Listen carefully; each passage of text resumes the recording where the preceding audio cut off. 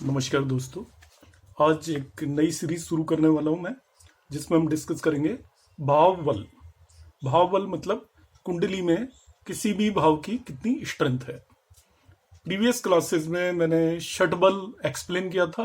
वो अलग अलग प्लैनेट्स या ग्रहों का जो टोटल बल होता है उसे हमने निकाला था।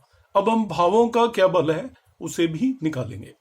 कोई भी भाव जो अपने रिजल्ट देगा वो उस भाव की स्ट्रेंथ पर भी डिपेंड करेगा। तो ग्रहों की स्ट्रेंथ तो इंपॉर्टेंट है ही, हमें भाव की स्ट्रेंथ भी देखना जरूरी है। सपोज किसी का लग्न भाव स्ट्रोंग है, भाव बल उसका ज्यादा है, तो इसका मतलब उसकी पर्सनैलिटी में एक डिफरेंट होगी, स्ट्रेंथ होगी। इस तरीके से हम उसको इंटरप्रेट करेंगे। तो इसके बारे में मैं बाद में बात करूंगा। सबसे पहले मैं बताना चाहता हूं व्हाट इज भाव बल। तो भाव बल के 3 कंपोनेंट होते हैं। पहला कंपोनेंट होता है भावाधिपति बल, दूसरा कंपोनेंट होता है भाव दिग्बल और तीसरा कंपोनेंट होता है भाव दृष्टि बल। जबकि षट बल में हमने बहुत सारे तरीके के बल कैलकुलेट किए थे, उनके फिर डिफरेंट डिफरेंट कंपोनेंट थे और वो पूरी सीरीज हमने एक काफी over the period of time complete की थी। अब भाव बल के केवल 3 कंपोनेंट हैं। तो सबसे पहले हम बात करेंगे भावाधिपति बल। भावाधिपति बल क्या होता है? अभी आपके सामने एक चार्ट दिखाई दे रहा है, ये लियो साइन की कुंडली है। तो भावाधिपति बल क्या है? सपोज आपको लग्न का फर्स्ट भाव ये है, यहाँ पे 5 साइन लिखा हुआ है, ये आपका राशि का साइन है। तो फर्स्ट भाव ये हो गया, ये फर्स्ट भाव है, ये सेकंड भाव है, ये थर्ड भाव है। अब फर्स्ट भाव में जो भी राशि है, 5 साइन है, इसके लॉर्ड का जो भी बल होगा उसको भावाधिपति बल कहेंगे। तो 5 साइन का लॉर्ड आपका सन हो गया, लियो का सूर्य हो गया। तो सूर्य का जो भी षट बल में बल है वो फर्स्ट भाव का भावाधिपति बल होगा। तो किसी भी भाव में जो राशि है उसके लॉर्ड का बल भी इंपॉर्टेंट है, उसको भावाधिपति बल बोलते हैं। षट बल में जो हमने अलग अलग प्लैनेट्स का जो भी बल निकाला था वो उसे हम भावाधिपति बल में यूज करेंगे। जैसे सपोज आपको 10th हाउस का निकालना है, ये 10th हाउस है, इसके अंदर 2 साइन है, तो 2 साइन का लॉर्ड हमें मालूम है वीनस या शुक्र है। तो शुक्र का जो भी षट बल है वो भावाधिपति बल हो गया 10th हाउस का। तो पहला कंपोनेंट भावाधिपति बल है। अब मैं दूसरे कंपोनेंट की बात करूंगा भाव बल में। टोटल 3 कंपोनेंट है और वो है आपका भाव दिग्बल। दिग्बल जिसको हम डायरेक्शनल स्ट्रेंथ भी बोलते हैं। तो भाव दिग्बल किस तरीके से निकालते हैं? भाव दिग्बल निकालने के लिए सबसे पहली जानकारी हमें मालूम होना चाहिए कौन से साइन नर साइन है या जिन्हें ह्यूमन साइन बोलते हैं। तो ह्यूमन साइन होते हैं 3 जेमिनाइन, 6 वर्गो, 7 लिब्रा, 11 एक्वेरियस और 9 साइन धनु या सेजिटेरियस का पहला हाफ 0 से 15 डिग्री, इन्हें हम ह्यूमन साइन बोलते हैं। आप एक कॉपी लेके बैठ जाएं और इसे नोट करें, ह्यूमन साइन कौन से है। इसके बाद दूसरी कैटेगरी आती है जलचर।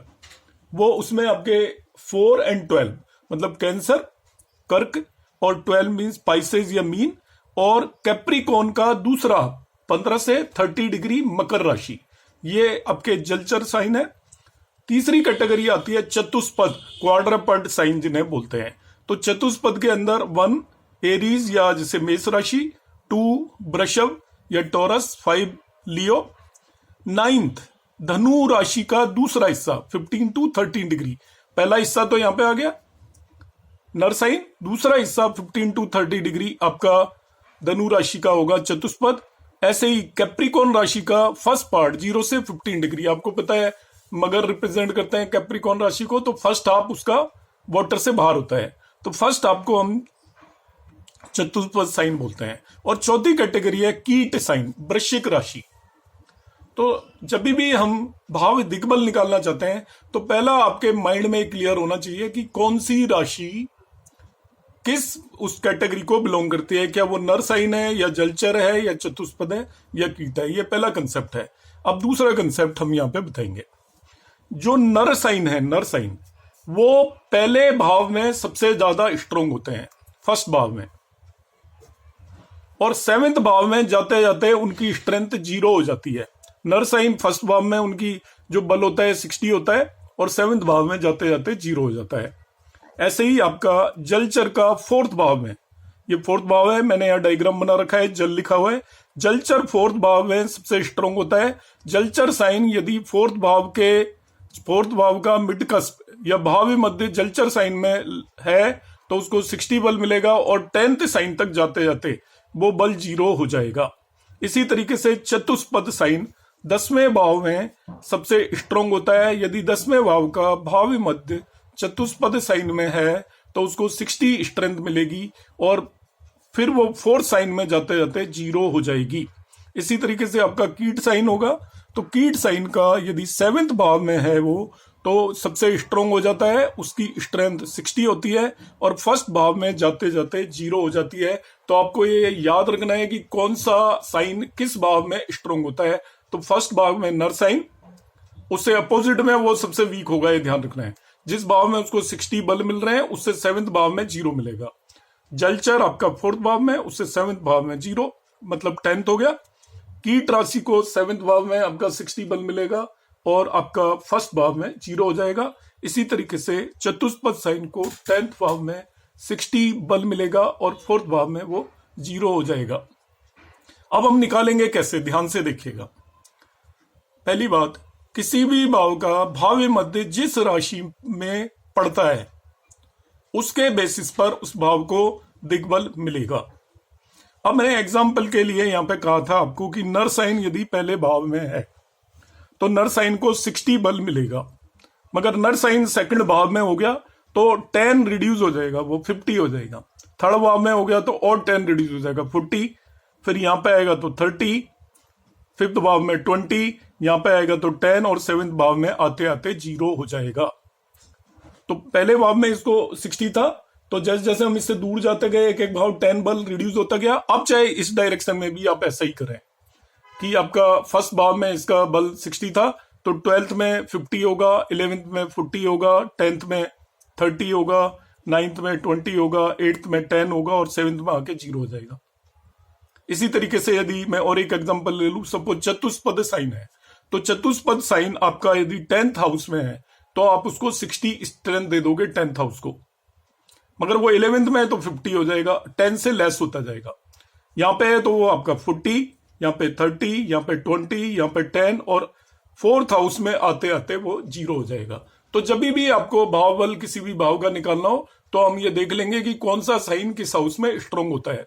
उस हाउस से वो जितनी दूर हाउस है उतना 10-10 आप रिड्यूस करते जाएंगे।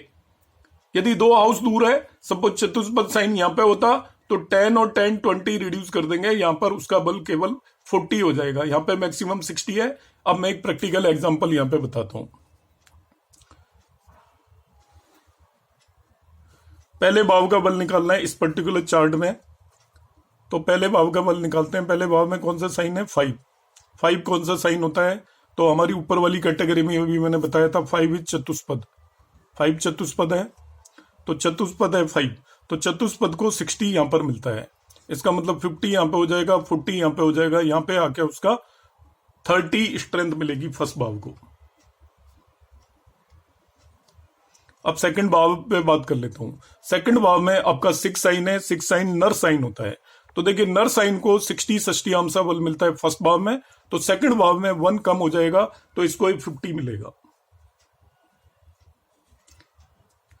थर्ड भाव में आ जाते हैं, इट इज 7, तो 7 फिर से नर साइन है, तो नर साइन का मैक्सिमम 60 बल यहां पे होता है, 60 यहां पे 50 हो जाएगा, यहां पे आके 40 हो जाएगा, 10 से रिड्यूस होता जाता है, तो थर्ड भाव को दिग्बल जो मिलेगा वो 40 हो जाएगा। अब आ जाते हैं फोर्थ भाव पर। फोर्थ भाव के अंदर 8 साइन है, ये कीट साइन है, तो कीट साइन को 60 बल मिलता है यहां पर, तो यहां से हम उसको 10 लेस करते जाएंगे, चाहे इस डायरेक्शन में हो या इस डायरेक्शन में हो। यहाँ 60 है, यहाँ पे 50 है, यहाँ पे 40 है, यहाँ पे 30 बल मिलेगा, तो फोर्थ भाव को 30 बल मिलेगा। अब आ जाते हैं फिफ्थ भाव की बात करते हैं, 9 साइन। तो 9 साइन में डिग्री पर डिपेंड करेगा। मैं सपोज आपको एग्जांपल के लिए मान लेता हूं, इसकी डिग्री है 15 से 30 डिग्री भाव में मध्य की,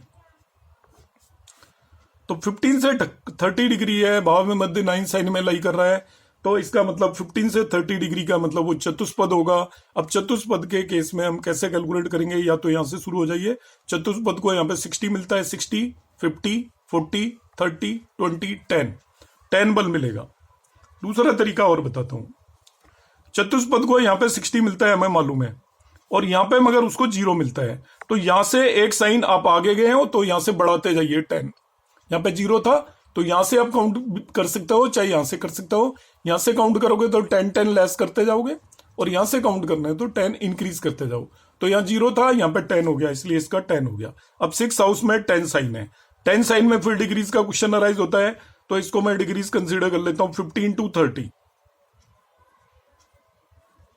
बागमत की डिग्री हमें पता होगी कितनी डिग्री है, यदि 15 से 30 के बीच में लाई कर रहा है तो देखिए वो जलचर साइन में होगा।